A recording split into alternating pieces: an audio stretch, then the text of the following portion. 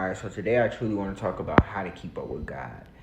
I know a lot of people don't know how to truly dwell in God's presence. They can listen to the audio, they watch videos, they read the Bible, they pray, but they don't truly know how to dwell in God and feel that presence. So I have a journal, so I usually write notes in there, and so I feel like God just told me just to write down how do you dwell with God and just do a video on it. So usually I get into a quiet place. So I turn off everything that's distracting, and I get into either a closet or bedroom or living room or bathroom, whatever is available at that particular moment.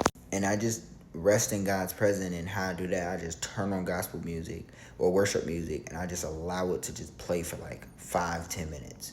Let it just go. And then you just feel yourself starting to pray. You start praying, allowing God to come in. You just start to pray. You're not asking for nothing, you're just praying. And then once you get out of that area, you start reading the Bible. And what I usually do, I always ask God to lead me to the page that he wants me to read. And then usually once I start reading the page, I usually read the full page, and then I go back, read it one more time, and break down certain points. And that's when you start highlighting, underlining, things that speak out to you, verses that spoke to you in that particular moment. So then usually I start journaling. So once I start journaling, I start saying how this relates to my life, or how can I do this, or how can I relate it to someone else if I was to talk about it.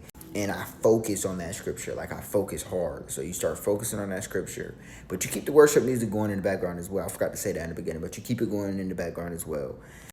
And then after that, I just literally just ended off with a strong prayer or worship and prayer. And then that's the full, you start feeling that presence. And you keep doing that multiple times, you will start to truly feel God and hear him in your mind. You start hearing him loud, audible.